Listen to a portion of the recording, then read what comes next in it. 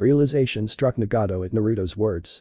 In his last moments, Nagato awakens Naruto's Rinnegan in an effort to atone for his mistakes. Now, unknown to Naruto and Konan, the last pair of Jiraiya students are bound together by a higher calling to change the world for peace. This is a bond like no other. True Narutoxunin. I think, I understand, Naruto, Nagato wheezed looking at the blonde-haired ninja. Nagato's body lay defenseless in front of the Konohinin, moving up and down from light breathing. Naruto looked at him sternly, quickly going through everything that went on in his mind. After hearing Nagato's explanation for his doings, Naruto knew what he was going through, but the Konohinin knew that it was the wrong way to go about the situation. Naruto finally broke Nagato's outer shell. That is why I have decided on a few things. Nagato returned, I will revive everyone I've killed recklessly. But before I do that, there is something you need to know. Naruto gazed upon the nearly lifeless man, now curious as to what the Rain Nin had to say. Konan looked at her friend as well, keeping quiet so she would not interrupt him. Her face was solemn, but unsure of which emotion she needed. There are things about your family that you don't know. Things that were so dangerous that most of your relatives were killed in order to prevent chaos, Nagato croaked. He looked at the boy whose facial features softened from confusion. The truth is, your family held a very powerful bloodline trait, Naruto. This trait was so deadly that during the Second Great Shinobi War, everyone made an attempt to kill them. Well, if they're all dead, then how does that relate to me? The blonde nin bluntly asked. Nagato looked down at the boy and then curled his lips upward. 2 of them survived the war, Naruto. The leaf nin widened his eyes upon that response. Why you mean, my father was a survivor? Nagato slightly chuckled, which followed by a hacking cough. Once he settled down, he continued. No, Naruto. Your mother was the one who survived. My mother? Naruto questioned. Nagato received glances from both Naruto and Konan, but merely shrugged them off with an indifferent composure. Yes, Naruto. Kushina Uzumaki was a survivor from the Shinobi War clan massacre. Her abilities were unawakened during the time of the massacre, so no one could tell her descent. She then moved to Konoha to hide from the killings and turned herself into a Konoha ninja. Naruto nodded at that, but then he realized something. Wait. If 2 of them survived, then who is the other one? Nagato looked at him with his breathing still ragged from chakra consumption. Then he dropped the seriousness that etched across his face to let out the gentlest smile he could muster and replied. I am, Naruto. Both Konan and the blonde-haired Jinchuriki face faulted at the Rinnegan wielder. What? Nagato. Is this true? Konan asked the red-headed man, who willingly shook his head in compliance. Yes, Konan, Naruto is my little cousin. The Konohinin didn't know what to say about all of this new evidence. Everything he knew about himself and his heritage brought itself into a new light. All he did was drop to his knees and bang his hand on the floor. A few tears shed from his face followed by chants of why. And I can't believe it. Obviously from the sudden realization that had taken place. Don't be sad, Naruto. It was supposed to happen this way. Naruto looked up at Nagato with teary eyes, who gave him a comforting smile. He then got back up and wiped his face with his sleeve, feeling as if a boy shouldn't cry. Oh, so that's why you wanted him last. Is that why we never caught him as well? Konan asked, unsure of the situation. Nagato shook his head in agreement. That and because Naruto is just so powerful, a slight snicker escaped his lips. Any information received about Naruto, I simply destroyed. I didn't want my cousin treated like some animal, like he had been treated for most of his life. Naruto's eyes widened again at the statement, you've. That's right. I have been watching you ever since you became a ninja. I've watched you grow into what you are today, and to say I'm impressed is an understatement. For a while, I thought you would have rebelled, but you kept your head held high. I guess that's something I envy about you. The redhead lowered his view from wandering eyes and softly continued, that is why, before I go, I have something to give you. Approach me, Naruto. The Konohinin was wary, but did as was told by taking reluctant steps closer to the man. Naruto heard a soft click on the left and right arm braces that held Nagato's hands. His arms trembled weakly as he tried to release them from the arm cuffs. Finally, he extracted his hands only to have them flop to his sides. The blonde ninja climbed onto the mechanized 4-legged vehicle, getting within reach of the Rinnegan wielder. Nagato smiled at the boy before him as he lifted his arms. He brought them up in great difficulty, placing his thumbs on both cheeks underneath the eyes of the Konohinin's face. He then placed both his index fingers and middle fingers on Naruto's temples, gaining full attention of the boy. This may hurt a little at first, but it will go away in a moment. Nagato assured him, only to get a frightened look from the leaf ninja. The redhead then closed his eyes and began chanting a mantra, producing a lavender chakra through his fingers that seeped into Naruto's skin. Not even a moment later, the blonde ninja began screaming in agony. Jayak. Naruto choked out as the mantra continued. More chakra dispersed through his fingers as Nagato proceeded with the chant, which made small steam formations begin to appear around said fingers. Naruto closed his eyes as a burning sensation swept through his entire body. He felt like he was in his own personal hell, as fire seemed to invisibly consume the boy, making all of his nervous system react to the painful feeling. This lasted for another few seconds before, finally, Nagato released his grip, in turn making Naruto fall to the floor with steam protruding from the Akatsuki's former finger placements. The Konohinin made several attempts to vomit but never succeeded as the feeling died slowly. Naruto fought to get back up by fumbling a few times on his feet but managed to reach full height again. His eyes stung to the degree that he had to keep them shut for the time being. A minute or so passed as Nagato started up again. "Alright, Naruto. You can open your eyes now." The blonde-haired boy opened them and blinked a few times before fully focusing again. Nagato looked at Naruto and gave him a slight smile in confidence. "I have awakened your ability. The ability of the Rinnegan. It is not a full Rinnegan because you have not mastered it yet, but I don't see a problem with you increasing it to its fullest potential." Naruto looked at his reflection on one of the metal braces and realized that 2 violet rings had replaced his eyes entirely. The scene caused him to jump back in amazement, in turn making him stumble over his own feet. Nagato started talking once Naruto jumped up to his feet again. "Yes, your eyes have turned to Rinnegan, but it's never permanently that way. You can turn it on or off whenever you use it, sort of like the Byakugan from the Hyuga clan." The blonde nin shook his head as the Rinnegan faded into his normal ocean blue eyes. Konan was speechless. The boy who had fought against them for so long was, in actuality, Nagato's cousin, and other holder of the Rinnegan. Nagato must have full trust in this boy. "I have never seen him like this before," Konan thought as she gazed upon the two. A few minutes passed as Nagato finally spoke up.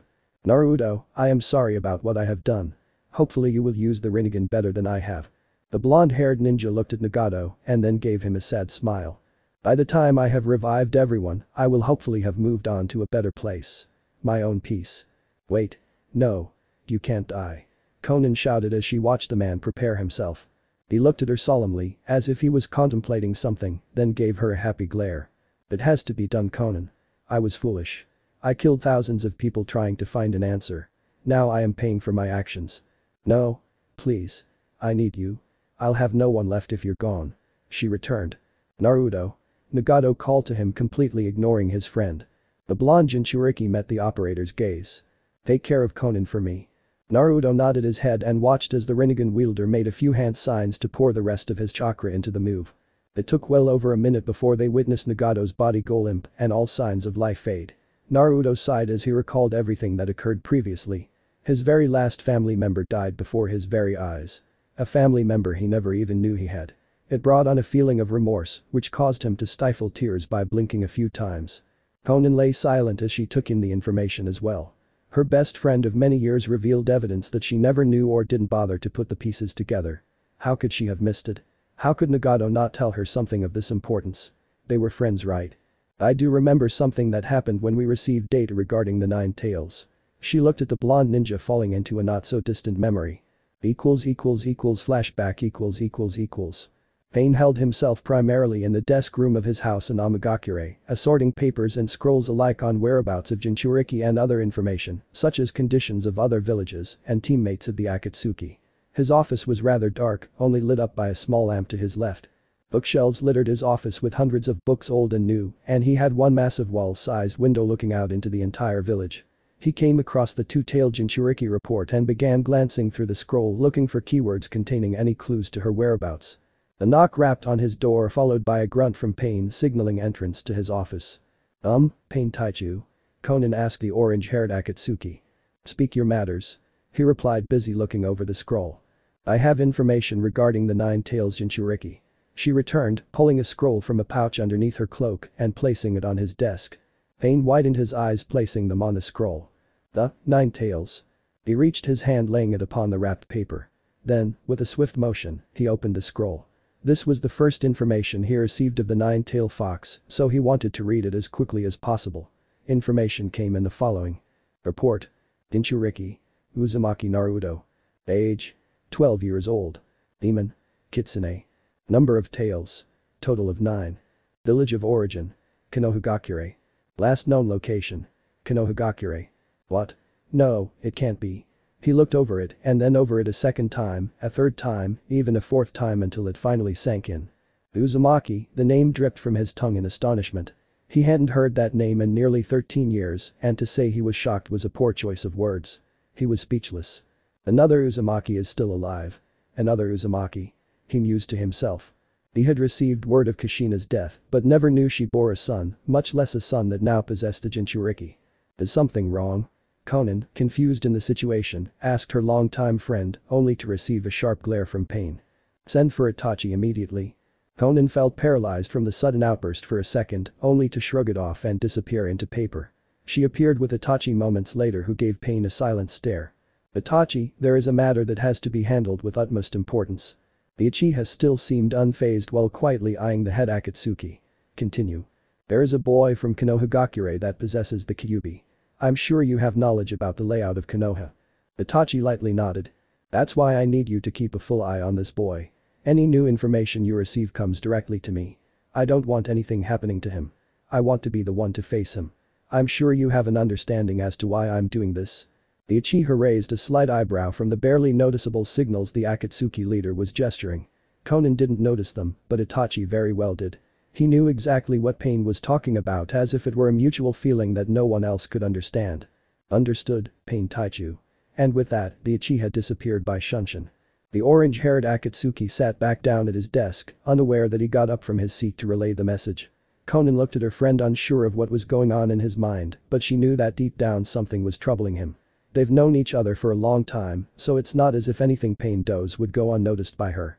Feeling she needs to find the underlying cause of the situation, Conan decides to ask him. Pain? She asked him with uncertainty in her voice. What is it, Conan? The Akatsuki had returned. She walked a little closer to him and held her weight on her palm to his desk. Is there a problem with the Nine Tails? You seem hesitant. He stopped immediately what he was doing, which startled her slightly. Everything's fine, Conan. No need to worry. He's just the strongest one is all. He gave her an assured smile, but she wasn't buying it. You think you can hide it, but I know there's S. Everything's fine, Conan. He shouted with more force than he wanted, which made the paper angel wince from the sudden noise. Well, if you ever need anyone to talk to, I am here, Nagato. She told the man while giving him a sad look. I know, Conan, I know. Pain replied breathlessly. He got up, walked over to the wall-sized window, and began looking out into the rain as if something was there. It seemed like he wanted to talk about it, but he just didn't have the heart to. Conan could feel his sadness radiating from him. She knew something was hurting inside of Pain. A new anguish that made him second-guess a couple of things. Maybe it was something she could help with. They have been friends since they were kids, so there shouldn't be anything that they couldn't tell each other. However, there was something that he didn't want to reveal to his friend, which left her slightly confused. Finally, she concluded that nothing else said could change his mind about it, so she asked one final question. Need me for anything else, Pain Taichu? She asked reluctantly. You're dismissed. He called. Yes, sir. The purple-haired Akatsuki responded, walking out of the door. She turned her head one last time to look at Pain, who was still gazing into the rain-filled city, lost in thought. She then lowered her head slightly and softly closed the door. Then flashback. After she remembered that, she felt like a total idiot. All of that time she had to figure it out, and she felt completely oblivious to it. Then her gaze turned back to Nagato. Her friend from umpteen years was dead. Her last friend from the trio, which now consisted of one, was dead. The realization finally hit her. Then for the first time since the war, she began to cry. She slumped to her knees and pushed her hands to the floor, a tear or two rolled from her cheeks as she continued to lightly sob. She didn't know what to do anymore. Her friend Nagato was head of the organization ever since Yahiko died. She could continue as leader, but there was no reason to continue a society that had no purpose anymore, since the previous owner defected himself before he passed on. She sobbed even more each time she thought about his death. Naruto watched her sulk in her own misery and started to feel sorry for the lowly Rain Nin. He didn't know what to do for Conan since she was once the enemy, but something told him that deep down inside, she too was human just like him. He walked over to her, feeling the need to console her because he has been there before and he knows how it feels. Then she began to shout hysterically. Keep away from me. She began worming her way to get farther from him. Conan, I understand how you feel. How? Shut up. You understand nothing. That last word had so much disgust in each syllable that it spat from her mouth like acid. Naruto tried to move closer, but she still wormed even farther until she reached a wall, continuing to sob with her face turned in an angle that blocked Naruto's view to see her cry. Stay away. Conan yelled, making Naruto wince. He knew she really didn't want him to keep away from her, but she really wasn't the type he would just up and hug either. He didn't know her too well, but Nagato did tell him to take care of her, so he went for second best. You think I didn't cry when Jiraiya-sensei died? I don't think that pain will ever go away. Jiraiya-sensei was my godfather. He began to feel enraged the more he thought about it. It was something he wanted to get off his chest for a very long time. He could not believe he was actually saying it, but there he was on autopilot, speaking whatever his heart felt now. He taught me almost everything. I wouldn't be alive right now if it wasn't for him. She still sobbed on the wall, not saying a word, which made Naruto vent even more. He slapped his hands on his face from the frustration, then screamed. I just killed my cousin. My last family member I will ever know is dead. I'm alone just as much as you are, damn it. He then kicked a stone across the cave, making it ricochet from the wall until it landed several yards away. After that response, Konan looked up at him. Naruto was actually crying again, but his face wasn't sad. No, he had an enraged air about him now, something she had never seen before, which frightened her a bit. Try living with no family your whole life and knowing everybody hates your guts. It'll give you a good kick in the teeth. That scenario seemed familiar to her. Then she remembered Nagato and his life. The sudden revelation brought Konan wide-eyed again. Nagato and Naruto weren't too much different. Nagato lost his parents in the war when he was young. The Rinnegan he had made people shun him for what he was. Then she reviewed Naruto. From what she knew, his parents died when he was a baby and everybody shunned him for the Kyuubi sealed away inside of his body. Her mouth then dropped open upon that fact. You're right. Huh? Naruto responded. He didn't think it would stick to her this quickly, so it threw him for a loop. You are absolutely right, Naruto Uzumaki. She got up from her position using the cave wall to prop herself up from the floor. She wasn't crying, but the tear stains and running mascara proved she did at one point. There are people who have suffered far worse than I have. I shouldn't embarrass myself with such trivial things. She then wiped her face with her palms to remove the emotional stains that covered her cheeks. Naruto's demeanor changed toward her after that. Noticing the way she was now, it made him finally realize that war does things to people. It was almost as if she was a scared child in an older body. He then sauntered himself over to the Rain-nin and gently placed his left hand on her shoulder. Look Konan, I know it hurts, but there is no reason to beat yourself up about it. The only thing you can do now is keep moving forward, you know. She dared to look into his eyes and saw a fire swelling deep within those pools of ocean blue. The same fire someone she once loved had at one point, and just for a split second, she thought it was this person. An unnoticed smile grew on her facial features. Her smile was not enough to show appreciation for Naruto's attempt to console her, but just enough to show she concluded in her mind about something. Well, Naruto started scratching his cheek with his index finger, breaking eye contact by embarrassment. I could ask if you could, I don't know, join Konoha or something. That statement broke her ruminations. The sheer thought of her joining the League seemed preposterous. She was an S-rank criminal who was in the most feared organization of the land. Her smile faded as she shook her head in rejection. As sweet as the offer sounds, I don't think I can. She lowered her head and moved a few feet from Naruto. But Konan, I could tell them that you changed your mind about your ways, or you helped me W. No, Naruto, I just can't. She interrupted, staring him in the eyes. If I tried to leave to your village they would only ask for my execution. Naruto stared at her in disbelief. She seemed like she wanted to go. He could see the sadness in her eyes even though it wasn't apparent at the moment. Nevertheless, even though there was sadness, her lips seemed to say something else to reject the boy. But. No buts. Konan retorted, disrupting his sentence again. Now if you'll excuse me, I have matters to attend to. She turned to leave the cave, only to receive an angry look from the blonde nin. But I'm supposed to protect you. Naruto burst, clenching his fists. Konan stopped dead in her tracks. A gasp entered her lungs as once again, another thing about this boy reminded her of Yahiko.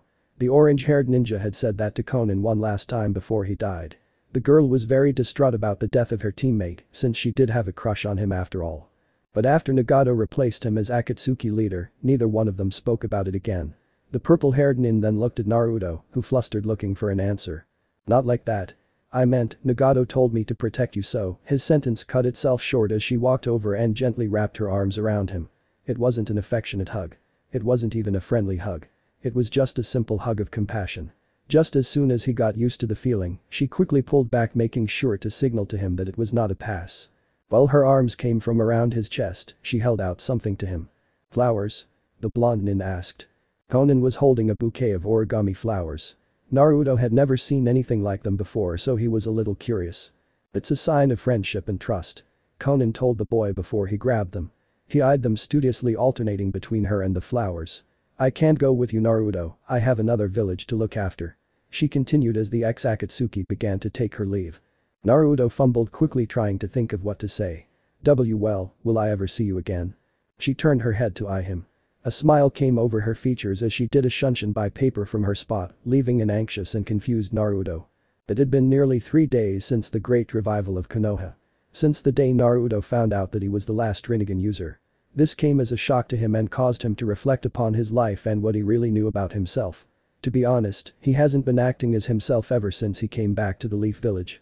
Sure, he enjoyed the celebration after his return to Konoha, but the celebration seemed hollow. Should they really be having a victory party from the death of his cousin? Most people, who were either hammering walls or cementing floors, stopped immediately what they were doing to greet the savior of the village. As he walked through town, the village acknowledged cheerfully to the Uzumaki, either giving him a pat on the shoulder or telling him simple words of encouragement. A lot of times, there will even be little kids that would encircle him and ask him to play. Sometimes he would agree, but most recently he began to decline them, saying that he was too busy at the moment. He really wasn't busy at the time, he was just in no mood to join the children in their time to fool around. Ichiraku wouldn't be built for another day or two, so he scuffed his feet all the way to his newly built apartment that was in place of the original. The entire village contributed to his apartment by making it slightly bigger than the original. There was an additional room and an expanded kitchen. Even the bathroom saw an increase in size as it nearly doubled in width, leaving plenty of legroom to walk around. He unlocked the door and slowly trudged inside. The scent of fresh paint and newly cut wood filled his nostrils as he walked through his recently acquired home. He looked to his left and right and saw the brand new furniture and food that loaded his house. The new food piled to the ceiling with ribbons, cans, condiments and many different types of homemade food.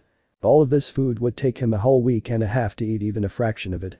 Honestly, he started feeling overwhelmed by the amount of attention. Something you wouldn't expect from the supposed #1 hyperactive ninja everyone claimed him to be. He could also understand why the people were so giving. The people were indebted to him and had to repay him somehow for saving their lives. So with nothing else to do, he sat down and took a rest on his new sofa. He placed his palm underneath his chin and stared out of the wide window that overlooked the street. People were still busily working on other buildings. Seeing the people doing this made him think of an anthill. Even though the anthill gets destroyed, the ants always come out and rebuild as if nothing ever happened. Then his attention fell on the origami flowers. He placed them in a vase and put it on the windowsill the day before as a reminder of the alliance he and Conan now share with the Leaf and Rain. "Alliance, huh?" he asked, looking at the blue flowers. He twiddled them between his index and middle fingers, staring at them blankly. "Give me what I seek?" Toby Madara asked the half-beaten girl. "You will gain nothing but death by fighting me." Conan looked at him, clenching her arm, trying to staunch the pain. Her body tingled in agony with each breath she took. The chakra reserves in her body depleted her energy to move too vigorously, as it was a chore to even keep on her feet while she stood there encompassed with paper. Toby Madara came for Nagato's body to simply steal the Rinnegan and obtain the secrets and uses of the ability, but was welcomed with a deathly encounter with the blue-haired ex-Akatsuki. "I will never let you take him." Her fury began to overweigh her safety, but she didn't care. As long as she kept her friend away from the hands of the grabber, she would risk her life to make sure nothing was disturbed. "Fool. Do you know who I am?" he bellowed. "I don't care who you are. I will die before I let you take him." A fire burned in her eyes as she said that. Her will was flaming fiercely. The orange-masked man looked at her for a few seconds and then smirked under his mask. "So be it." He formed a few hand signs and released an unavoidable fireball jutsu. It went so fast that Conan couldn't get out of the way even if she wanted to. The flames surrounded her body and burned her skin, causing her to scream in excruciating pain. Her final resistance was overrun as she fell limply to the ground. Toby Madara looked at the girl and then placed his eyes on Nagato with delight. He released his space-time jutsu and sucked in Nagato's body to another dimension by his Sharingan. Just when he was about to leave, a quick figure made an attempt to attack Toby by ramming through the man with a spiraling sphere of chakra. The masked man went intangible as the figure went straight through him, causing the Rasengan to explode on the ground, forming a crater with dust and debris taking the air. Toby looked in the direction the person resided and saw a figure standing on the opposite end of the room. Conan staggered her head to look up and saw an orange blur appear in front of her. Her facial features softened slightly once she realized who it was. "Naruto?" she asked weakly as the boy guarded her. "Sorry it took me so long, Conan." The blonde nin told her unwavered. He was steadily leering at Toby Madara, making sure the Uchiha didn't make any early starts. The orange-masked Akatsuki stared at the boy. He felt something different about him as if his power increased twofold. This feeling. Madara thought, still receiving glares from the Konohinin. This boy, this power, how did he get so much stronger in such a short amount of time? He looked at the boy again and this time his eyes lingered onto Naruto's. What? Madara thought out loud. What is this? Their eyes interlocked each other's gaze as Toby found himself staring into the boy's eyes. The Rinnegan. Madara then, for the first time in a while, felt a little fear for his safety. The orange-masked man knew he was no match for Naruto in his current state, as Toby did not have the Rinnegan yet. He needed a viable excuse to make his leave, because if the Akatsuki made one false move, the show was over. He looked to Naruto and calmly spoke. It is not our time to fight, boy. Toby answered, taking baby steps away from the Konohinin. He already accomplished his objective, so there was no need to fight the blonde. Then with a wispy sound, he disappeared by using his space-time jutsu. Naruto clenched his fists, but let it go as he thought he would never be able to catch Madara now, or he didn't want to get into a place where Madara had the advantage and could easily take out the blonde nin. The Rinnegan faded from his eyes as he turned his attention to Konan. She had fallen unconscious from the chakra consumption and burn marks scattered all over her body. Her cloak was torn in many places and her hair was slightly singed on the ends. Blood fell from her mouth and dirt marks littered her body as well. A melancholy emotion overtook his features. When he looked at her, the sight of a nearly lifeless person laying on her deathbed, it made his stomach cringe. No one should have to suffer like this. Don't worry, Konan, I'll get you somewhere safe. He hefted her bridal style and found her to be a little lighter than he thought, but shook that distraction as he dashed for his life. Konan felt weightless as she laid there, letting her consciousness roam freely. She felt as if she had a fever and couldn't get up because she was too weak. Her fingertips felt cold against her face as she basked in the cool sensation it gave her. Then to her left, a shadowy figure came over and laid a cool rag on her forehead. She calmed even more and let out a relaxing sigh as the rag permeated the icy feeling through her forehead. She looked over to her right a little and saw a spiky-haired shadow. The silhouette looked over her with a solemn face, like he was hoping the girl would wake. The figure seemed like he knew her, but a roaming conscience made it seem like she knew him as well. Konan tried to get a better view of the boy by turning her head more in his direction. Just then, her senses suddenly fell sharp as she remembered who he was. She began to slightly tear up as she called his name. Ihiko. She shouted, tearing out of the bed. Ignoring the dropped rag, she wrapped her arms around the figure who accepted without hesitation by embracing the girl. She sat there for a moment continuing her hug and silently sobbing. A minute or so passed as the figure started talking. He seemed hesitant but needing to say something. Konan-san? The shadow asked. I'm glad you're happy that I saved your life, but do you have to hug so tightly? Her thought processes terminated as she slowly drew her head up from the figure's shoulder. She knew whose voice that was all too well as in her arms sat a confused and flushed Naruto. She recalled what happened and not a split second later, she jerked away as a slight blush filled her cheeks from the already somewhat feverish face. I am sorry, I thought, never mind. Her lips pursed as her sight fell on the bed. Naruto looked at her and then looked at his arms. That feeling he felt from Konan when he held her was something he always wanted to feel. He had also wished to know what it would feel like to be loved like Konan seemed to have showed to him. For the moment, she seemed to be in a state of longing for the boy, which left him feeling a little sad about the sudden jerk away from the girl. If only he could wrap his arms around her again. Wait a minute. What am I thinking? Jaya. Pull yourself together, Naruto, he said, shaking his head. He then pinched and pulled his two cheeks apart to try and erase the memory and thoughts that began to plague his mind. You don't like Konan-san. You can't. She's like way older than you. Just remember, you still have Sakura-chan to worry about. Yeah, that's right. Naruto-san? Konan asked quietly. Naruto glanced back at her, repressing any memories that floundered in his mind. Where am I? She returned in the same tone as before. Oh, well, we're in Konoha Hospital. He replied cheekily. Hey Konoha. She exclaimed. But how? Well. He started while scratching his whisker marks, it's a long story. Flashback. Tsunade sat in her recovery bed in the Konoha Hospital.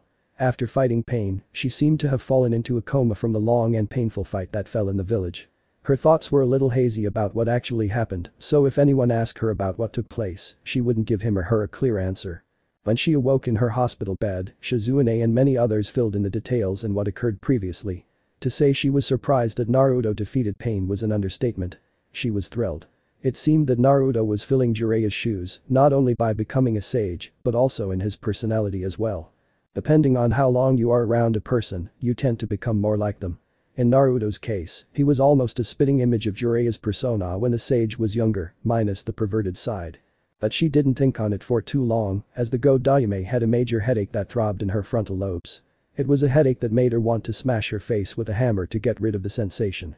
To see the nine-tailed Jinchuriki burst through the door only made matters worse. "Hey Granny Tsunade. I need your help," he screamed as he roamed to her bed. "Naruto. What's the meaning of this, barging into my room like a madman?" The Go-Daiame asked, a little irritated. The headache made her more irate than she would have been normally, but Naruto merely shrugged off the attitude by answering the reason why he was there. "Well, you see, I have this problem." He fidgeted. "Well, I have this friend who is seriously injured and I need to get them to a room to be healed as soon as possible." The Hokage looked at him like he was slightly idiotic. Usually people ask her for more king-like favors, as in doing a mission or asking to retrieve something of major significance, not something this mediocre. "Why are you asking me?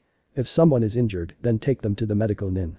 You don't have to ask my permission for something like that," she replied, bothered by the seemingly stupid scenario. That's the problem. If I tried to bring this person in, the medical nin might reject her treatment." Tsunade shot a questionable look to the boy. She was sort of intrigued by who Naruto had in his mind. It also made her a little nervous because the medical nin usually heal anyone except enemies of the nation. "Who do you actually have, Naruto?" Her voice dropped lividness and had a more serious tone. She went straight to the point, keeping Naruto from beating around the bush. "Well, if I tell you, you have to heal her, promise?" the blonde nin asked, almost pleading. "It doesn't work that way, Naruto. Now tell me who it is." Tsunade snapped, causing the Jinchuriki to jump.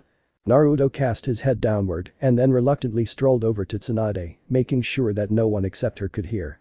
Specifically keeping wandering Anbu ears from eavesdropping, he started to whisper. "Konan from the Akatsuki." "What?" she yelled. That echoed through the whole place. Anbu quickly filled the area, trying to figure out what was going on. What's going on, Lady Hokage? Is there an intruder?" "No, you idiots, leave this room at once. This is a matter between me and Naruto here," Tsunade interjected. The Anbu felt a tad disappointed but left as quickly as they came, making sure not to enrage the Hokage. She kneaded her forehead, letting out a sigh as she did so. This was making her head hurt more than necessary. Naruto was always good at giving her a hard time, and it seemed like he was doing it again. This time she was interested why he wanted her rehabilitated though, so she started a barrage of questions. "Why do you want her healed, Naruto? Does she have good information?" she asked, a little confused. It's not every day that someone wants an enemy restored to their original status. Naruto shook his head furiously. "No. She's a friend now. She's not even with the Akatsuki anymore." Tsunade lowered her gaze. She felt bad for Naruto as he was still a teenager who didn't fully know the rules. Look, just because she left the Akatsuki, it doesn't mean that all of her actions toward the Leaf Village are forgiven. Naruto frowned at that statement. "I know. It's just that Nagato told me to take care of her. I didn't know any other way than to bring her to the place that is the safest to me. Konoha," he told her softly. "Wait a minute." The Hokage interrupted. "Nagato told you to take care of her?" Naruto looked at her again and replied quickly. "Yeah, he trusted me with that request, and I have to live up to it. So can you do it?" He was getting riled up from his words just thinking about it. The more he sat here, the closer Konan was to death and he had to idly wait by. She could be dead right now and he wouldn't even know it. Tsunade was unaware of the anger and continued to ask more questions. "Well, why would he want you to protect her? He knew you were the enemy." Naruto then clenched his fists. "Because Nagato and I came to an understanding with each other. He trusts me. Can you heal her?" He also gritted his teeth from the dragging on this conversation did. "But that still doesn't make any sense that he would trust you. You were the Tsunade was cut off as Naruto finally had it. "Because he's my cousin. He trusts me." He finally screamed, causing a great panic from Tsunade. The Hokage's eyes widened intensely as she gained a view of Naruto. He was staring heatedly at her now, but that wasn't the reason why she was wide-eyed. She looked into the Jinchuriki's eyes and saw the two violet circles on each iris. She gained a full view of the Rinnegan Naruto now possessed. Her speech became hoarse as she felt a spell wash over her, but she automatically regained her composure, feeling the need to say something. "The Rinnegan?" she choked out. The Go-Daiame was at a loss. She just received information that she never knew, and now it seemed that Naruto now obtained the Rinnegan as well. "Yes," Naruto started. "His last gift to me was the Rinnegan. He gave it to me right before he died and entrusted me with the gift to protect his last best friend and find true peace." His gaze faltered as he found himself looking at the floor. "And that's what I'm going to do. I don't care if people hate me for doing this because if they were in my shoes they would do the same thing. So, are you going to help me or not? Tsunade was speechless. Things were jumbled in her head and she couldn't think clearly. Maybe it was the headache that caused this mishap, or maybe it was all of this new information that she never knew in the first place. It's not like anyone could give her a plausible answer. She tried to find something to say to the blonde-haired Jinchuriki, only to open her mouth not say a word. It stayed like that for a few more seconds before Naruto turned his head to the door. Fine. If you want help. I will find someone who will. He said his final words and went for the door. Tsunade felt she had to say something, so she shouted his name. Naruto. What? He retorted lividly, turning his head to her direction. Well, I can't do it because I am still in the hospital, but I think I can get someone else to help you. What made her change her mind was never really clear, but Naruto seemed to have gotten through to her in some way. Tsunade didn't even know what words were coming from her own mouth. It almost made her dizzy by the event that was taking place, as seeing Naruto this way seemed totally unlike him. He was usually happy and carefree, a little arrogant in some way too, but never hot-headed. The last time she saw him this way seemed to be when he was trying to bring her back to Konoha. Naruto had to fight Orochimaru along the way. He was mad that day too, but it looked like he only gets short-tempered when he is protecting someone. That's one of his better qualities. She thought deeply, but then automatically continued her response to Naruto. Anbu, report. She yelled, summoning the cloaked characters from the front door to the hospital room. Yes, Lady Hokage. The Anbu guards replied in unison. Bring in Haruno Sakura. Tell her to drop everything immediately and come to my room. It is an emergency. She answered forcefully. Yes, Lady Hokage. They replied again in unison. They both instantly disappeared by Shunshin, leaving Naruto and Tsunade alone again. You're helping me? Naruto turned back to the lady who gave him a pitiful look of some sort. Yes. I don't know why, but I trust your decision, Naruto. She felt complacent with that answer as she scanned the room. Don't worry, I will have a room secluded specifically for her in this infirmary, so no one harms her. Tsunade responded shortly after. The look on her face changed as her eyes lingered to the ceiling with an annoyed gesture. It's not going to be easy explaining this one. When he heard the Go Daime's robust statement, it made him feel like a weight had been lifted off of his shoulders. Thank you, Tsunade-sama. The Hokage blinked a couple of times when those words spoke from Naruto's mouth. She had never been spoken to so formally by him before. It was almost unnerving to hear the maturity from the blonde nin. Yeah, I want a better explanation of everything that took place in your fight with Nagato, so don't forget. She finalized before Sakura and a few Anbu appeared. Yes, milady? Sakura asked, completely oblivious to Naruto's appearance. The Anbu quickly disappeared afterward from a signal the Hokage passed to them. Sakura, I want you to accompany Naruto and do whatever he asks of you. No questions asked. Tsunade started. But, Lady Tsunade. Sakura burst before she received a raising hand from the Hokage. I don't want to hear it. The Sannin interjected. This is something that has to be handled with utmost importance. Whatever you were doing previously has to be done later. This is a matter between life and death. Tsunade told the girl unwavered. Sakura looked over to Naruto, who seemed like he wanted to run in whatever direction possible to do what Tsunade was asking. He had an ache in his eyes that wasn't really apparent unless you knew him for a long time. Sakura has known him for the last 4 years of her life, so it was not like things he felt would just slip by her. Concern washed over her face as she felt worried for her friend. Yes, milady. Sakura finally replied. Naruto couldn't hold it in anymore. He sprinted out of the door and ran to the desired location at breakneck speeds. Wait. Naruto. Sakura shouted, only to get no response from the blonde nin. Naruto was in his own little world. He couldn't hear her say anything, since the only thing he was worried about at the moment was laying on the Konoha hospital rooftop. It was somewhere inconspicuous so no one would dare touch the person or even bother to look. It was getting harder for Sakura to keep up because Naruto was still running and didn't want to stop or showed any signs to. She tried calling him several more times, but the boy simply ignored her. Once they reached the roof, Naruto took a sharp left and veered into a corner of the building, dodging around vents and air conditioning units. He finally stopped and kneeled down next to a larger vent that had nothing around it. Sakura was confused, but only for a moment as Naruto dispelled a genjutsu to reveal a beaten and tattered Konan, lying next to the vent. The ex-Akatsuki was barely breathing and looked as if she were clinging onto life by a single thread. Naruto, as this Sakura started, but stopped once she saw the Jinchuriki's face. He had a look of contempt to the girl as she lay there helpless. It was as if he was thinking hard about something. Then, without changing his gaze on the blue-haired woman, he asked Sakura a question. Can you heal her? Each word seemed to cut through the air like a razor. He was dead serious about this. He really wanted an enemy of the nation healed. He didn't even really know this person too well, but he would heal her with no hesitation. She looked at him like he was doing something stupid and received no glares from him as his eyes were still fixated on the Rain Nin. Naruto, you can't be serious. She is the enemy. Why would you wash? She abruptly stopped as she saw a tear fall from the boy's cheek. Because, I promised a friend. The boy replied hoarsely. Please Sakura, can you please heal her? His gaze did not leave the blue-haired girl's face. Sakura looked at her friend and then looked at the Rain Nin again as she contemplated for a second or two, not really knowing what was going on in the boy's head. Alright, Naruto, but we're going to have to remove her Akatsuki cloak and any other identifiable items if we want to do this without any problems. She answered to the blonde nin.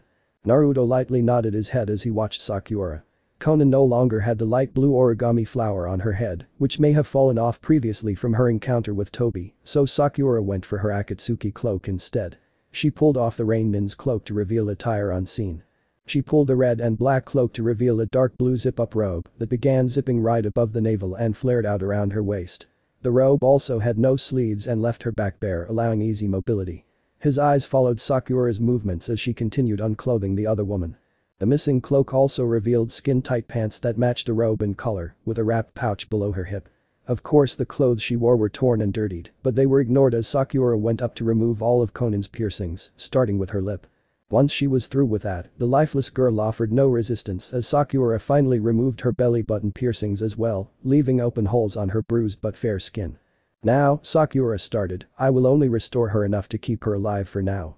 The rest of the healing will have to be done in the hospital. He made a silent agreement as Sakura then gently placed her hands on Konan's body, taking the proper steps any medical ninja would be required to do in extreme conditions. Naruto watched as a chakra with a greenish glow began quivering around the medic nin's hands. Her eyelids fell as she examined the Rain Nin's damage. She has a couple of ruptured organs with 4 broken ribs and one of those ribs has lodged itself into her heart. Sakura announced sadly. If I pull it out now, she will bleed internally. So, what do we do? Will she live? Naruto quietly asked in a tone not usually heard by the pink-haired girl. Well, I can heal her ruptured organs and treat her burns, but we need a medic team to do the rest. Even with all of the things we know now about healing, it is kind of hard to say. She finalized. After taking a breath she continued. Alright, here goes nothing. Then with that, she began to heal the ex-Akatsuki. Naruto fell silent as he resounded what Sakura told him. Konan was way more abysmal than he thought originally. The Rain Nin he was told to protect could actually die and there wouldn't be anything he could do about it, but she couldn't die now. If he learned anything about his fight with Nagato, then he would know that no matter what happens, always have hope. That was what Naruto believed to begin with, so what made him change his mind now? Nothing. Nothing at all. His attitude altered slowly as memories flooded his head of the struggles he went through as a kid. All of the trials and tribulations he faced kept beating him down and wanting him to stay that way, but Naruto's determination made him rise against every factor that was laid upon him. Sakura stole a glance of his face change as he stood up, she could see the look in his eye. After that revelation of what he originally stood for, his face changed from one of sadness to one of serious fortitude. She'll live, I just know it. He responded out loud. Of course, it wasn't really known whether or not she would live, but the boy didn't lose optimism. He was highly confident in his answer as he stared at the blue-haired girl. Sakura looked at her good friend, then glanced back down at the lowly Rain Nin. Naruto, what do you see in her? She thought apprehensively as she continued her treatment.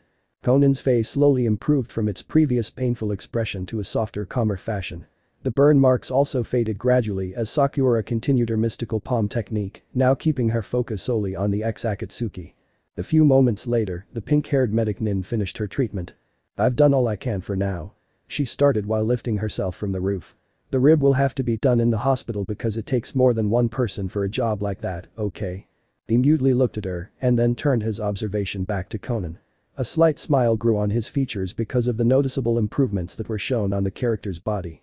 She now looked somewhat happier from all of the restoration that took place. Then, without hesitation, he picked up the blue-haired ninja gingerly the same way as before and started back into the hospital. Naruto? Sakura asked with a reached hand, but was once again denied recognition from the blonde-haired boy. Her eyes wandered on the blonde ninja for a few moments before she heaved a sigh and followed suit. The pitter-patter of feet echoed off the hospital walls as the duo wandered aimlessly for a room to place Konan into. It kind of angered them that they did not have an escort because they didn't know what room they were supposed to go to, that is, until a couple of Anbu appeared in front of them by Shunshin. This way. One of the black-cloaked figures replied sternly. Naruto and Sakura looked and nodded at each other in silent unison, then trailed behind the two Black Ops members. They all reached a room at the end of another hall to the right and were welcomed with an operating table and several other medic nin, quietly waiting for their patient. It seemed as though the Hokage had kept her end of the bargain, so Naruto felt a little more appreciation toward the Sannin. There were also two other Anbu inside the emergency room, probably there to see that the recovery makes a success without any tampering or secret assassination attempts. Naruto slowly walked into the operating room and placed the Rain Nin's limp body carefully on the table. Not even a moment later, a few medic nin began to operate on the ex-Akatsuki. Sakura then quickly filled them in on what she did and what was wrong with the woman before one of the other medical nin walked over to both Naruto and Sakura and calmly shooed them out. "Don't worry, we'll take it from here," she replied softly to both of the young Leaf Nin, closing the door behind their exit. Then flashback. "I see," Konan said quietly. They had just finished a hospital lunch as the blonde Jinchuriki slurped up whatever he had left of his soup after he finished his story. She looked down and noticed the bandages wrapped around her figure. She was almost mummified from the percentage that covered up most of her body. Most of these bandages seemed to be covering her recently burned areas as well, even though she was healed earlier, maybe because the skin is fresh and far more sensitive than her skin was before. Her eyes fell on Naruto, who gave her a foxy grin in return. It seemed that Naruto went out of his way to stay true to his promise that he made to Nagato. Even though she was sort of an enemy to him still, he tried his best to revive her and live up to his older cousin's wishes. Maybe, I can trust him. Konan thought in her mind as she reflected upon previous occurrences. He seemed to be way more trustworthy than she thought originally. I don't understand him at all. He even revived an enemy of the nation at his village's expense. It doesn't make any sense, but maybe it would be a good idea to get to know this boy as well. Maybe, I should get to know this boy. She thought as she turned her head to the blonde nin. Naruto-san. He replied back to her. His face was still cheeky, but it also had a look of interest as well. How long have I been in this infirmary? She answered not even a second later. Oh. You've been here, going on 3 days now. Naruto responded, answering his rhetorical question and hers. 3 days? Konan asked herself. She has been in Konoha for 3 days and no one has started a riot or a mob demanding total annihilation of the girl. She was an Akatsuki member. Didn't they want her dead? How is this possible? She asked in complete denial. The question caused an awkward look on Naruto as he turned sheepish and began rubbing the back of his head. Well, he started but then began fidgeting. The village doesn't know yet. Only a handful of people know you are actually here, but they can't tell anybody. Not until we know exactly what to do about the situation. He finished, gazing around the room. Was all she could say about that. It seemed as though her life was spared for the time being, but then another thought struck her. Nagato. The blue-haired girl whispered, receiving a look from Naruto, who was clearing his ruminations. Huh? The blonde ninja asked as he didn't quite hear what she said. Nagato. Where's Nagato? Did you save him from Madara? She started back louder than ever. Naruto looked at her, then dropped his eyesight to the ground forlorn. Konan automatically knew what the answer was from the boy's gestures alone. Don't tell me, she asked the boy before it caused her to sink low on her bed and clench her fists. Damn it, she began, I had everything planned to defeat him. I was ready for whatever he threw at me, and I failed. Her voice began to quiver as she continued to rant. I went through so many scenarios in my head, I even calculated timing between tactics, and I couldn't even protect my best friend. Her voice cracked and tears began to well up in her eyes. She had worked hard to prevent the kidnapping of Nagato's body, but all she really achieved was knowing that she was too weak to protect her last friend from the clutches of darkness. Naruto looked at the girl plainly. A feeling of guilt washed over his body as he thought about what had previously occurred because he also failed at getting Nagato's body back. Just the thought made him want to beat himself up after causing another pain to someone. He then remembered what the older Uzumaki told him once Naruto received his Rinnegan. Take care of Konan for me. Blame me, the blonde Jinchuriki told the woman. She looked at him with widened eyes as he glared upon her. What? I was the one who let him get away with his body. I had a chance to save him and I blew it. His face showed signs of anger, but he still kept his serious tone. Hit me. He pointed to himself with his thumb and lowered his defenses in front of her. But, I don't she started, but was immediately interrupted by Naruto. I said hit me. His eyes still gleamed with seriousness, don't put the blame on yourself. Blame mine instead. She slowly raised her hand and curled it into a fist as she thought about everything she hated. All of her loathing was going directly into her hand as she finally built up enough strength to hit the boy. Naruto braced for impact as Konan's fist came hurtling towards him. The blonde then shut his eyes, hoping that it wouldn't hurt, only to feel nothing. A few seconds passed as he slowly opened his eyes again. "I can't do it," she replied in a hoarse whisper, "I can't blame you for what happened." Her fist fell to her side as she lost all means to slaughter the boy. Lost for words, Naruto just stood there. Yet again, he didn't think that it would click to her as easily as it just did. Maybe he was underestimating her. "If I told myself you did it, then I would be lying." Her gaze faltered back to her bed as she continued, "It wasn't your fault. It was his." Madara's, such distaste spewed from her mouth every time she talked about him. If words could kill, he would have died a million times over. "Look, I'm sorry I can't bring him back," Naruto began, pacing around the room, "but I will keep my promise to Nagato. I promise I will make peace with everyone and make people finally understand one another. I will become Hokage." Konan quit her self-loathing and curiously observed the boy. He turned to look at her, then gave her his trademark grin. She couldn't help but smile slightly at the young Leaf Nin before a certain Hokage came through the door along with Sakura. Tsunade gave her a once-over before speaking, "I see you've made a full recovery." The blue-haired Nin sized up the Godayame as well before speaking and let her true emotions fade for the moment. "I see you have as well," she said without much emphasis.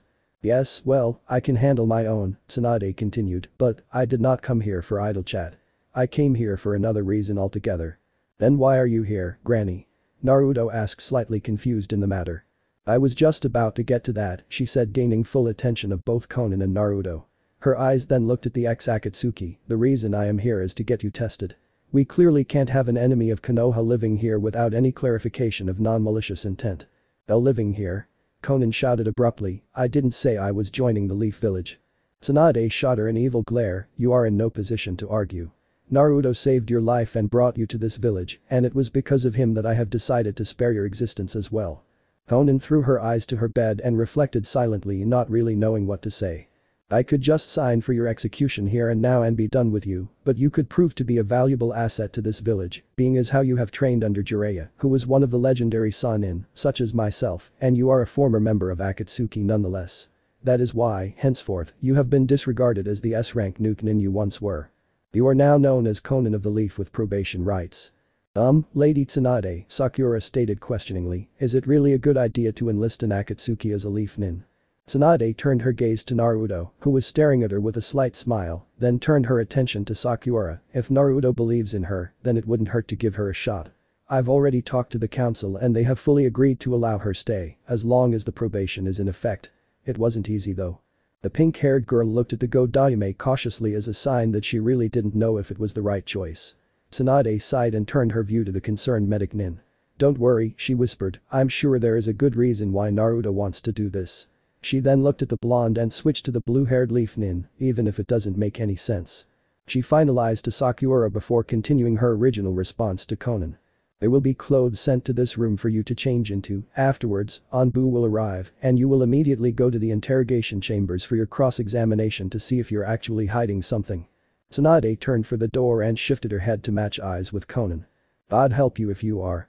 She then walked out of the room with Sakura trailing behind, taking her final glance as well before closing the door behind them.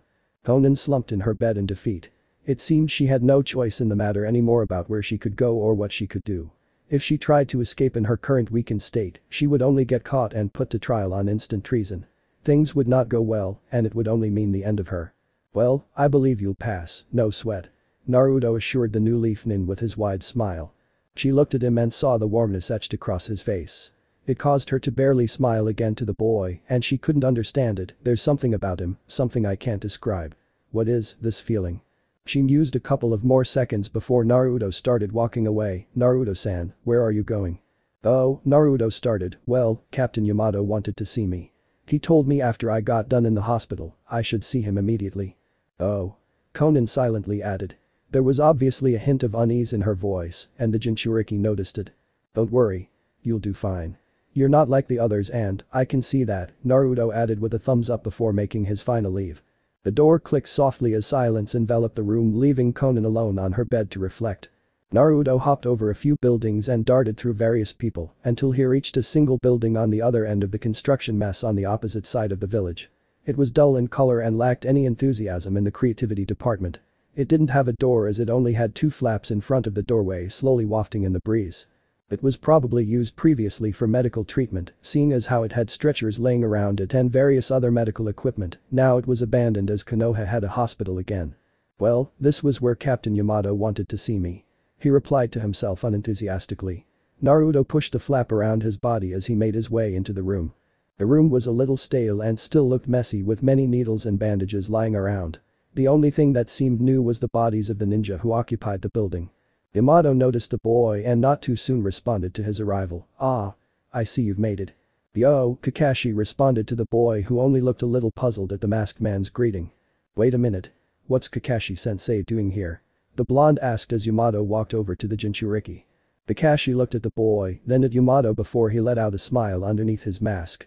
"Well, it's no big deal, but we heard from Lady Tsunade that Nagato did something to you before he died. We just want to make sure nothing affects the Kyuubi's final seal is all." "That's right, Naruto," Yamato stated, "whatever he did to you could affect the seal and ultimately release the Kyuubi from its cage. That is why we have to check your body for anything abnormal." "Oh yeah?" Naruto banged his hand in his other palm. "I haven't shown you yet, have I?" Yamato looked at Kakashi before the masked man spoke up to the blonde Jinchuriki. Shown us what?" Not long after that, Naruto concentrated for a second before he finally yelled out, "Rinnegan." The blonde's eyes shot open and revealed two purple circles replacing each iris. Both Yamato and Kakashi stifled a breath as they were taken aback at the sight of the new Rinnegan eyes that replaced Naruto's original sky blue eyes they had grown accustomed to. "Our Rinnegan?" Kakashi started, "How did you?" "It was Nagato's final gift to me. As it turns out, he was my cousin." He replied happily before he remembered his death. It caused Naruto to downcast his eyes for the moment. "Naruto, this is unbelievable." Yamato looked deeper into the eyes of the new Rinnegan wielder. The purple gleamed in his eyes from the light bulb on the ceiling. It wasn't a full Rinnegan yet, but it was still just as intimidating. "Kakashi, can you help me out here?" "Oh, yeah, sure thing." The masked man was still amazed at the sight, but lifted his hit-eye to reveal his Sharingan. Naruto stood there for a few seconds before Kakashi spoke up again. "Well, it's not an illusion, there's nothing behind it. It's not a trap either, so it's the real deal." The wood expert was dumb-stricken. This was actually the first time he got to see this type of eye up close, but turned to a more serious facade after he realized something. Yamato looked down then smiled slightly. "It seems the Uzumaki bloodline carries the Rinnegan after all." "Huh? What do you mean?" Kakashi brought up before receiving a look from Yamato. "Well, back when I was a Chunin, there was this rumor going around the adults that a Rinnegan user was actually found. I don't remember much, but the higher-ranked ninja also said something about the Uzumaki. I was young back then so I really didn't understand what they were talking about at the time, but now that I see Naruto here, the heir to the Uzumaki bloodline, I realize that both of those stories were actually one story." Kakashi thought coherently about it. "Oh yeah, I remember hearing about that too. That was a while ago though. I guess when they saw the Kushina didn't have it, they gave up the idea." "So, are you saying that I actually have a Kekkei Genkai?" Naruto asked as if he were a child getting candy. "Yes, it seems so," Yamato replied before giving a glance at the Jinchuriki. "Alright, Naruto. Let's see if it alters your seal or not." It was very quiet in the lone recovery room that Konan resided in. The Anbu already came to her room and gave her the clothes she was supposed to change into only a half-minute after Naruto left. They seemed to fit her perfectly, which kind of threw her off for the moment, but then she realized that her other clothes were missing, so she assumed that they knew her sizes from them. She then walked into the small bathroom that was on the other side of her room. A sigh escaped her lips as she looked herself up and down in the bathroom-sized mirror. What was she wearing? How could she wear something like this? As if irony was taking a crack at her itself, she came dressed in something that seemed to humiliate her. The same outfit that many other ninja wore who tried to stop her, she dressed in as well. From head to toe she bore the greenish Jonin vest with a black long-sleeved turtleneck shirt underneath that had the orange Uzumaki swirl on the left arm. She also wore the same black skin-tight pants that every other Leaf ninja wore as well, bearing the shuriken pouch on her right thigh. Then to finish it off, her sandals were that of a black color as well, leaving no difference in color change to the outfit. "I guess it's what I deserve," she replied woefully. Her gaze faltered as her eyelids lowered. Konan didn't think that she was worthy of these new clothes. Those who wore this vest obtained it through honorable means to their village. "I shouldn't wear something like this." The clothes seemed to mock her, and it pushed her into a further state of suppression to the past, making her leave the bathroom because she could not bear the sight of herself. The door opened not long after to her room as two Anbu appeared before her. "Follow us," one of them ordered to the blue-haired Leaf Nin. She nodded silently and walked away with the two Black Ops members. Shortly later she found herself inside a small room with one table and two chairs. Two men were already inside the room and gave her a look of scorn. "I see you are in Konoha. What are you doing here?" The taller man asked the woman with a sneer. "That only concerns me. It is none of your business," she replied in a dull tone. What did you say?" The man responded back vehemently, picking her up by her Jonin vest. "I should kill you right now for all of the suffering that was spread across this entire village." Now, Biki. "We shouldn't do anything to harm this one," the other man shot back to the angry Jonin. "Besides, we will find out, soon enough, of her true intent." "Oh yeah, that's right, Inoichi." A slight chuckle escaped to Biki's mouth, followed by a release of the woman. The blonde Yamanaka motioned for her to sit down after that little show. She sat in a chair opposite to the other man and stared unemotionally to the blonde Jonin. Inoichi looked to her for a moment before he started to speak. "Alright, I'm going to have to put you to sleep before I can perform the procedure. Hopefully you will cooperate with me so there won't be any trouble." She shook her head in agreement before he started talking again. "Okay, allow me to start," and not long after that, she unknowingly fell unconscious to a sleeping jutsu. "Now, let's see what you are hiding," Inoichi stated as he placed his hand on top of her head. Flashback. Who is this and why is he even here? An 8-year-old Yahiko asked to the young girl about the same age. "He's called Nagato. He looks so alone and pitiful outside that I told him to come live with us." Conan replied happily to the orange-haired boy. "But he even brought a dog, sheesh." Nothing here, Inoichi thought as he read over her memories, but it seems Nagato and Conan are longtime friends. "Let's go to another one." "I'm staying." Jiraiya told his teammate Tsunade, who responded outraged. "What? You can't be serious." "Well, at least until they get on their feet." The younger Jiraiya shot back. Conan looked at the older man. She was a little worried about his stay, but he seemed to be real nice. In a way he almost seemed like a father figure, especially after they got used to him being around. "Ooh. Hop in planks." "What are those?" Conan asked the white-haired sage. "Oh," he started, "well, they're to show who's here and who's not by the side it has been flipped to. If it's red, it means you're here. If it's white, it means you have left and can hop in anytime." A grin etched across the Leaf Nin's face as he waited for the kids to get the pun, but that failed when the young girl asked another question. "But why do we need these?" Conan asked, uncertain of the uses it pertained. "Well, this area is still dangerous, and you'll never know when they will come here and try to attack us." The sage answered realistically. "So, you're saying that if it's red, then one of us has probably been captured, and when one is white and we're all here, then that means there is an enemy disguised as one of us?" She asked Jiraiya in a state of confused understanding. "That's very inspective, Conan." Unlike a certain other, the sage eyed the orange-haired boy studiously. "Hey, I knew what you were talking about, sort of." Yahiko retorted back. "Nothing here either, but Jiraiya-sama taught them." Inoichi mentally disregarded the thought for now. "Where are your darker thoughts? Why are you here?" He then delved deeper into her mind. "Kill me," Yahiko told Nagato with a definite voice. "Nuo. Don't do it." Conan screamed to her Rinnegan-wielding partner at the top of her lungs. "Nagato." The orange-haired man shouted to a stricken teammate. It seemed as though Nagato was in a difficult situation. He was given an ultimatum to either kill Yahiko or Conan gets killed by Hanzo. "If you don't do it, this girl dies." Hanzo replied to the shaken red-headed Akatsuki. Not a split second later, a solid thud was heard as Yahiko impaled himself with Nagato's kunai. "Both of you have to stay alive because you are the Messiah." Yahiko replied through pained breaths. "I really believe you." And nothing more was ever said as Yahiko fell to the ground in one last dying breath. "Yahiko?" Conan shouted, but the man never answered or got up. A serious rage enveloped over Nagato as he lost all meaning within himself. Without a moment's haste, he began to slaughter everything in his path because nothing mattered anymore. It eventually led to a summoning that took the souls of everything his beast touched, causing the Rinnegan wielder to become paralyzed in the process by the rods that shot through his back. "Nagato," a forlorn Conan called to the boy, but was ignored because of his insanity that consumed him.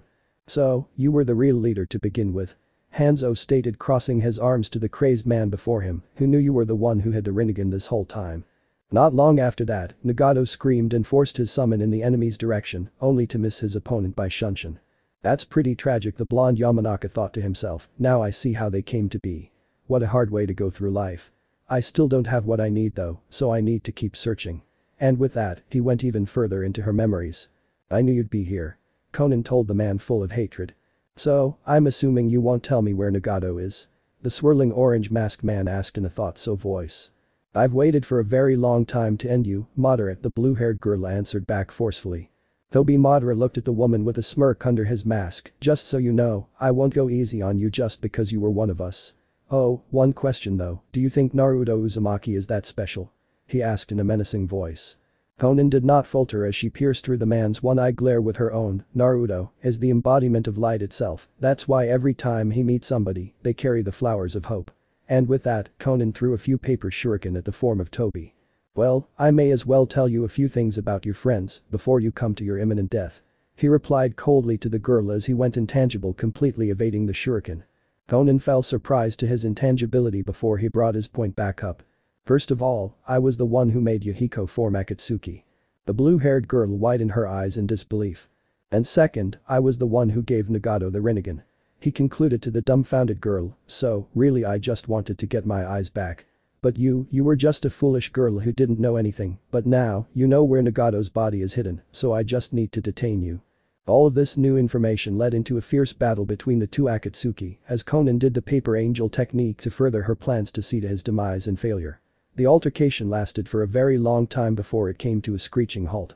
Toby Madara had somehow used a move that completely shut off his other eye underneath a broken orange mask in consequence, but this move allowed him to warp space and time to fuse reality and imagination. This attack caused Konan to be put in a deathly encounter with a masked man. He stabbed her in the back from behind with a pointed bamboo sword and pushed her off while he started talking again. There is no peace, there can be no hope. Nagato only wanted to feel better about his existence.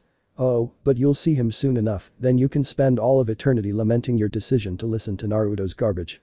As soon as he said that, the endless rain that fell over Amagakure dissipated until it completely stopped. What's going on? It can't be, Madara stated out loud as his surprise seemed to arise in his words. The blue-haired ex-Akatsuki felt it as a sign and gathered enough will to continue. Yahiko's and Nagato's desire for peace has not left this world. I have faith in Naruto as well, because he will be the bridge to peace that everyone has desired, and I will be the pillar supporting that bridge. She then raised her arms to make one last attack on the broken masked man. It seemed as though Nagato's death made her make an important decision in her life. I don't care if I am blown away in the process. I will street.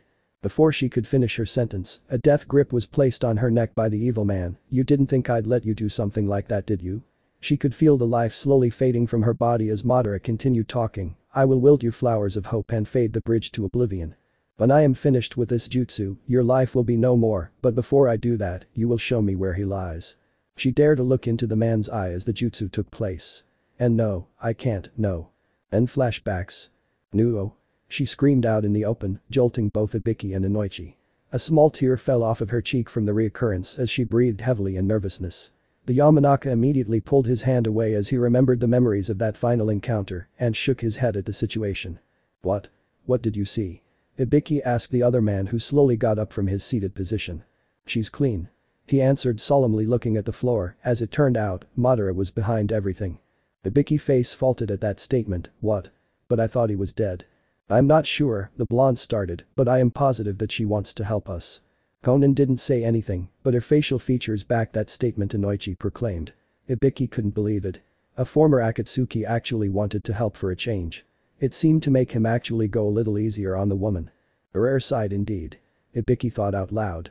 Well, since she passed, I guess we have to send her to the Hokage. She did tell us if the Akatsuki was approved to take her to her office. I suppose so, the blonde replied indifferently. Let's go. Konan got up from her seat and walked with the other two men who proceeded in front of her. Two Anbu guarded from behind maintaining standard protocol. A short while later, they arrived at the Go Daime's office. She was assorting new files before her on the construction projects of Konoha. Ah. I'm assuming it went well. Tsunade asked in a rhetorical sense. Yes, Lady Hokage, Inoichi responded, and we also have information. Well, the Hokage started, what are you waiting for? Spit it out. Oh, right, well, it seems the man known as Madara is the one behind everything. Ibiki stated, causing Tsunade's eyes to widen in amazement. Right. Madara is also known as Toby, the man in the orange mask. Inoichi followed up while closing his eyes and sighing. What? The man in the orange mask is Madara. Tsunade lost her words, but Madara should be dead. I said the same thing, Ibiki stated to the Hokage. Right, well I will let the others know. In the meantime, there is something I have to discuss with this woman. Yes, Lady Hokage. They both replied in unison before they left the office. The room seemed to quiet itself once the two women were in the office alone. Tsunade walked over to her window that overlooked the village and gazed out in silence. Konan felt it was not in her place to talk as she was technically the prisoner. there was nothing for her to say. She caused a lot of damage to the Leaf, and now they had somewhat captured her as a repayment to the village. It remained quiet for another moment or two before Tsunade began to speak. There were these 3 kids, not even old enough to live on their own. We were coming back from a mission and my partner noticed them. I didn't know what he saw in them, but he really wanted to teach them. He wanted to teach them how to protect each other. Konan listened to the story quietly as the Hokage continued. I didn't really think it was a good idea, but he saw something in those kids that I didn't at the time. So he left me and my other teammate to help these kids learn how to defend themselves. Tsunade's posture shifted to her other leg as she crossed her arms, still eyeing the village. Days turned into weeks until one day, I received mail from my partner. He wrote me a letter to keep me updated about his well-being. He would tell me how he was doing and ask me the same. But the longer he stayed away, the more he began to tell me about those kids. Eventually whenever I received mail from him, that's all he would ever talk about. He would begin to go on and on about it in the letter that it would fill 5 pages or more. Konan's eyes widened slightly after hearing that, but she still said not a word. Those weeks turned into months and months turned into years until, finally, he returned home. When I saw him again, I was ecstatic. Everyone was happy upon his return. But when I looked at Jiraiya's face, I could tell something was wrong. Tsunade shifted her eyes onto the blue-haired Leaf Nin, with a sense of sadness that seemed to radiate from them. It seemed those kids really grew on him. Konan couldn't deny it.